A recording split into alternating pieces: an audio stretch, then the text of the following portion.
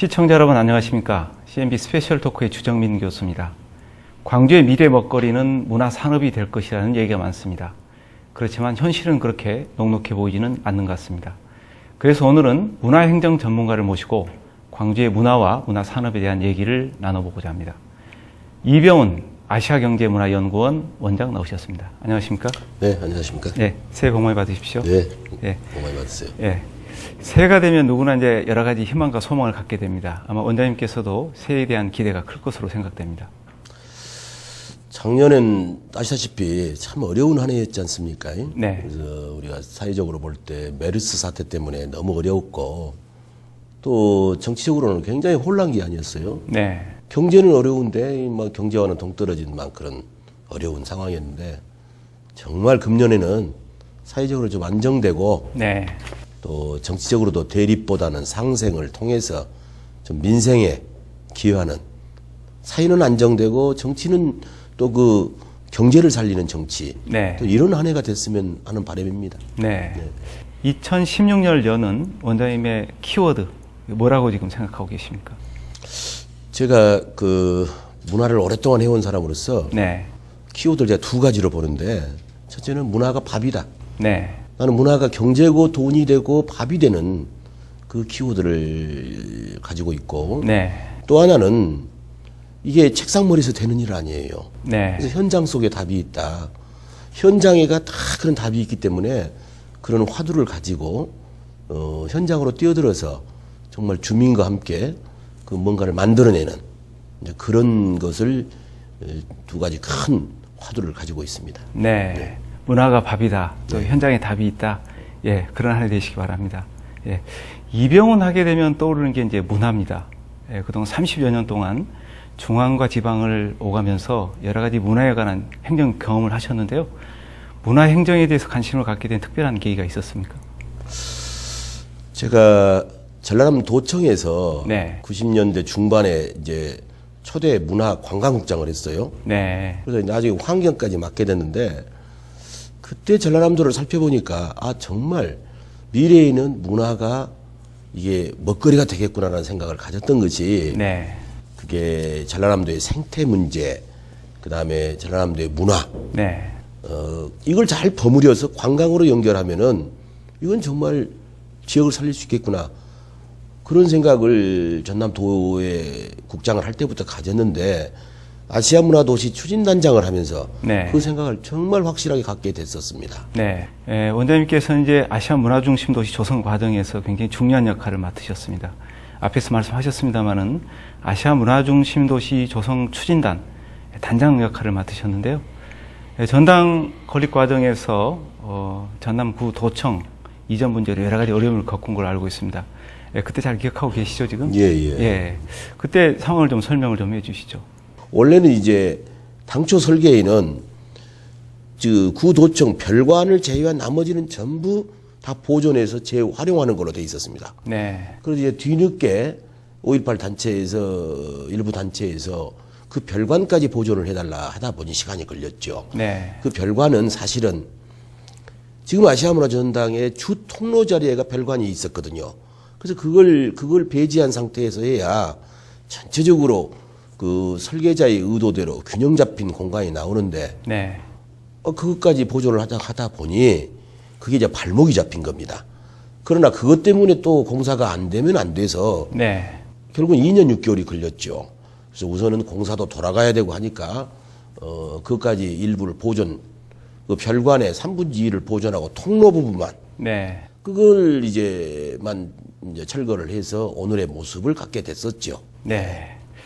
그때 이제 중요한 역할을 하시면서 또 조정도 잘 하셔가지고 아시아문화 전당이 개관을 했는데요. 개관한 전당 보시면서 감회가 좀 새로웠을 것 같습니다.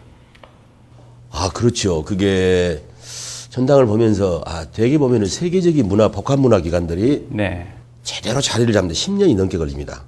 프랑스의 뽕피두 센터 같은 경우도 다 그런 과정을 겪었거든요. 네. 그런데 그만큼 애정이 많았기 때문에 또 작년에 개관이 썩 그렇게 마음에 들진 않았어요. 네. 그러니까 준비가 소홀해서 광주 시민들 가슴에 와닿고 또 외지에 있는 사람들 널리 알려졌어야 되는데 그런 과정이 좀 부족해서 그건 좀 아쉬움이 대단히 많았었습니다. 네. 그러니까 말씀하신 대로 이제 작년에 개관을 했지만 또 일부 시민들 입장에서는 아직도 아시아 문화 전당을 잘 모르는 분들이 많은 것 같습니다. 그 부분 어떻게 생각하고 계십니까? 전당이 좀 어려워요. 네. 설명하기 굉장히 어려운데 이제 저게 전당이 제대로 활성화가 되면은 보는 것이 믿는 것입니다. 네.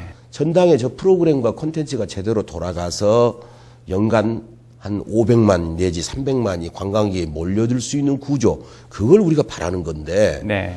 지금은 손에 안 잡히거든요. 그럼 전당이 뭐 하는 것이냐? 시민들 입장에서는 그 공간을 활용할 수 있는 문화시설이 많은 거죠. 네. 공연장에다가 미술관에다가 뭐 도서관에 각종 시설들이 많기 때문에 그런 문화공간이 도심지에 있다는 것은 시민이 항유할 수 있는 공간이고, 네. 두 번째로 미술관 공연장의 그런 것들을 통해서 그 소위 말하면 우리가 문화 콘텐츠라고 그러지 않습니까? 네. 문화 콘텐츠를 만들어내서 경제적 부를 일으킬 수 있는 공간이다.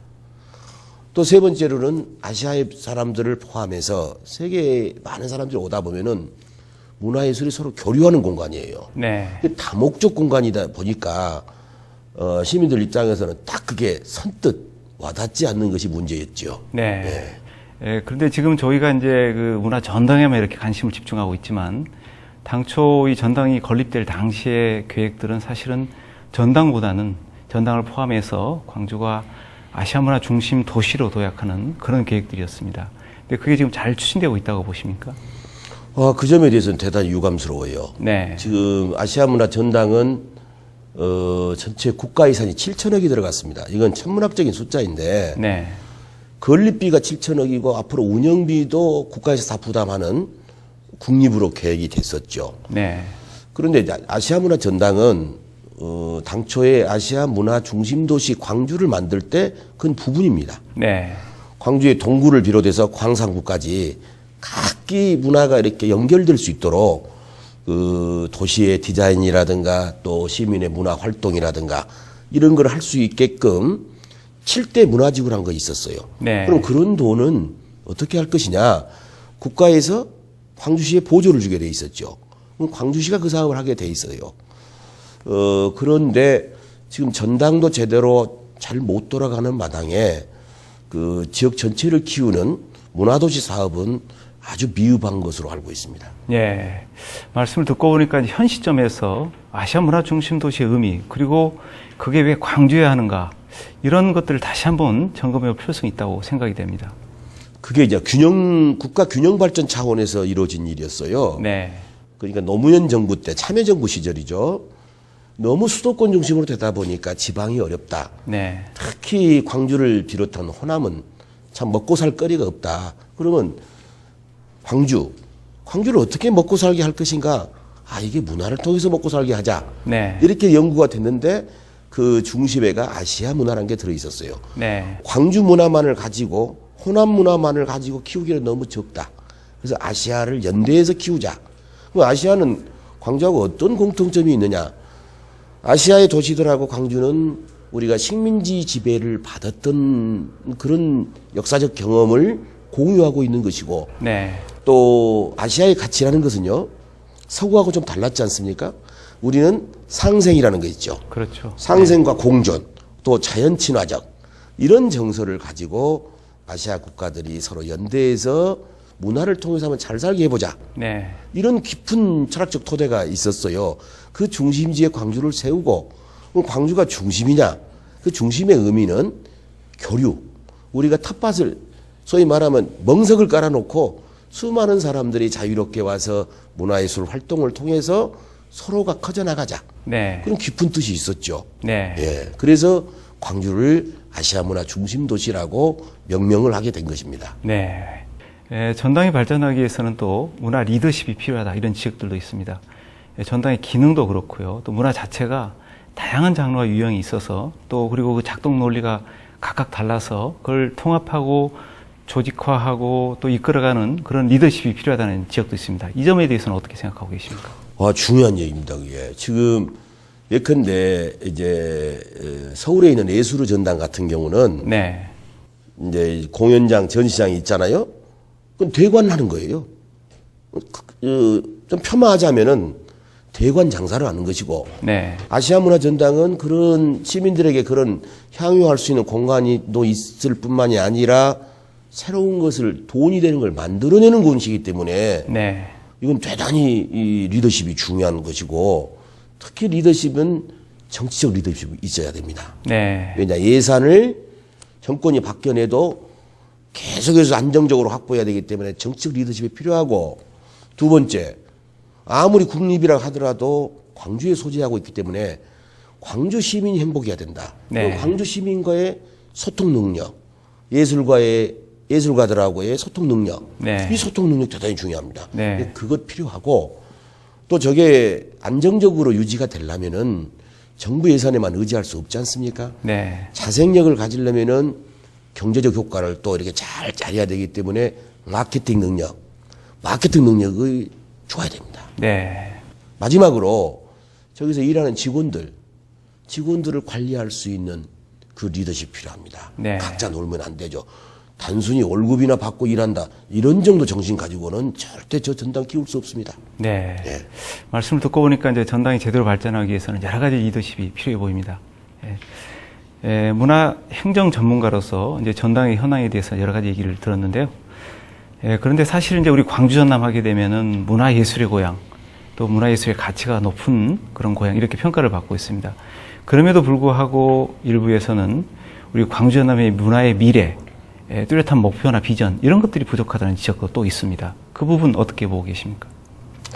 지금 예양이라고 말할 때는 우리가 광주 전남이었었지요. 네. 근데 지방자치가 1995년 이래로 확대가 되면서 대구든 부산이든 어느 곳이든지 문화를 강조하면서 나왔어요. 네. 근데 그쪽에는 예산이 많다 보니까 뭐 예술회관도 쉽게 지어내고 뭔 시향도 지원을 하고 오페라도 하고 네. 돈으로 육성을 했었죠. 그런데 이제 문화에는 반드시 돈은 필요합니다. 그러나 반면에 돈 때문에 망하는 사업도 많습니다. 네. 문화란 것은 광주 전남이 가지고 있는 것은 문화적 유전자를 가지고 있어요. 네. 정신적 힘. 그래서 지금 있는 시설이나 밖에 외견상 나타나는 것보다 소위 말하면 끼라는 거 있잖아요. 이 끼라는 문화적 유전자가 광주 전남 대단히 많기 때문에 이 끼를 어떻게 발현시킬 수 있는 시스템을 갖춰줄 거냐. 네. 이것이 우리가 살 길이라고 생각을 합니다. 네. 직접 쓰신 책이죠. 문화 속에 미래가 있다. 예. 이 책을 보면 이제 원장님께서는 우리 문화를 통해서 세계화를 추진해야 된다 이런 지적들을 하셨어요. 원장님 보시기에 우리 지역에서 세계화할 수 있는 문화 상품이 있다면 어떤 걸 들 수 있겠습니까? 문화 속에 미래가 있다는 제 책에서 제가 쓴 글인데요. 네. 광주 전남이 가지고 있는 자원들이 그런 거 많이 있다고 보거든요. 네. 특히 이제 첫째 보실까요? 음식 같은 거 있잖아요. 남도 음식. 네. 지금 먹방 셰프 천국입니다. 네. 먹는 게 문화의 중심에 자리를 잡고 있어요. 우리가 가지고 있는 수많은 그런 우리 어머니들이 가지고 있는 솜씨들, 난 이런 것을 세계적인 셰프들을 모아가지고 남도 음식을 발전시키는 계속 그런 행사를 또 하고, 네. 남도 음식의 거리 내지는 아시아 음식 문화 거리가 필요합니다. 네. 이게 다른 데서 볼 수 없는 건데, 여기 광주에 오면은 아시아 문화전당 옆에 오면은 인도 음식도 먹고 영국 음식도 먹고 프랑스 음식도 먹을 수 있다. 이거 재밌는 겁니다. 네. 그래서 그런 음식을 가지고 키워나갈 수 있는 부분도 있고, 우리가 또 남종화 고향이라고 그러지 않습니까? 네. 지금 미술이 서양 미술은 제가 볼 때 거의 한계가 와 있어요. 그래서 중국의 작가들이 뜨는 이유가 뭐냐? 우리 남종화처럼 전통 동양화의 기법들을 서양화의 기법하고 섞어서 들어갑니다. 네. 이건 이제 융복합이 되는 것이죠. 이랬을 때, 이런 방법도 있었구나. 이렇게 키울 수도 있는 것도 있고, 우리 지금 예컨대 사찰이 많지 않습니까? 네. 서양 사람들이 가장 좋아하는 게 템플 스테이입니다. 절에서 3박 4일, 2박 3일 이런 프로그램 만들어내요. 우리 지금 광주 주변에 얼마나 많습니까? 그렇죠. 호남 지역에. 네. 난 이것을 서구 사람들을 정말 끌어들일 수 있는 큰 요인이 된다고 보고 있어요. 네. 또 있어요. 광주 양림동 있죠. 네. 광주 근대화에 가장 기여를 했던 것이 양림동이었죠. 선교사들이 들어와서 했던 지역인데 서서평이라는 유명한 선교사가 있었어요. 네. 정말 나환자들을 자기 몸을 다해서 피고름을 닦아내고 했던 그런 유명한 선교사의 스토리텔링, 그리고 양림동에 있는 선교사 유적지 있잖아요. 네. 이걸 잘 연결하면은 정말 기가 막힌 공간으로 키울 수 있다. 그래서 그런 스토리텔링, 건물을 많이 짓고 하는 게 중요한 게 아니라 사람들에게 감동을 줄 수 있는 구조, 이 구조를 만들어내는 것이 중요하다고 생각합니다. 우리 아시아 문화 중심 도시를 실제 이제 잘 진행해 나가면서 우리가 중요하게 고려할 사항이 시민들을 어떻게 참여시킬 것인가. 특히 이제 시민들이 방관자가 아니고 적극적인 참여자로 이렇게 끌어들이는 노력, 이런 것들이 필요해 보입니다. 이 부분 어떻게 해결을 해야 된다고 생각하십니까? 그게 이제 크게 봐 두 축이거든요. 네. 한 축은 아까 말한 아시아 문화의 저수지이자 발전소인 아시아 문화 전당의 역할과 기능 중에 네. 시민 문화 프로그램 참여라는, 시민 교육과 참여라는 게 있어요. 시민들이 즐겁고 네. 참여를 해야 거기서부터 출발한다. 그 프로그램이 활성화돼야 됩니다. 아시아 네. 문화 전당에서. 네. 두 번째로 광주광역시나 구청에서 해야 될 일은 시설 크게 짓고 거기다가 보조금 주고 하는 것보다는 네. 우리 저변에 깔려 있는 젊은 사람이든 나이 든 사람이든 문화예술에 관심 있는 사람들을 끄집어 올려줘야 돼요. 네. 그것을 찾아내서 지원해 나가는 프로그램, 거기에다 예산 배정도 하고 거기에다가 관심을 갖는 노력이 필요합니다. 네. 그냥 무슨 테이프 커팅 한다, 건물 지어가지고, 이건 전국이 저지르고 있는 잘못된 사례입니다. 그래서 끼가 있고 기회가 없어서 발휘를 못하는 사람들을 발굴하는데 그 사업을 열심히 해야 됩니다. 네. 말씀을 듣고 보니까 문화에 대해서 참 많은 연구를 하셨다, 이런 느낌이 듭니다. 아이고, 말씀. 네. 그런데 이제 원장님 쭉 그 과거 경력을 보니까 공직에서 퇴직하시고, 그리고 이제 처음에 차린 연구소가 도시재생, 이걸 화두로 내건 아시아 도시재생연구원이었더라고요. 이 아시아 도시재생연구원, 어떤 계기에서 설립을 하셨고 또 어떤 활동을 하고 있는지 좀 소개를 해 주시죠. 광주의 정체성을 살릴 수 있는 지역이 어디냐 이렇게 보면요. 네. 사실은 지금은 10만도 안 되는 광주 동구입니다. 그 다음에 남구 일부, 양림동 일대와 북구 일부 정도가 옛 광주의 모습이라고 볼 수 있었죠. 네. 광주가 확장을 하면서 커졌고, 그래서 그런 지역일수록 도시가 너무 슬럼화돼 있어요. 사람이 살기 어렵게 돼 있습니다. 네. 전부 외곽으로 확장을 하다 보니 그런 일이 생겼죠.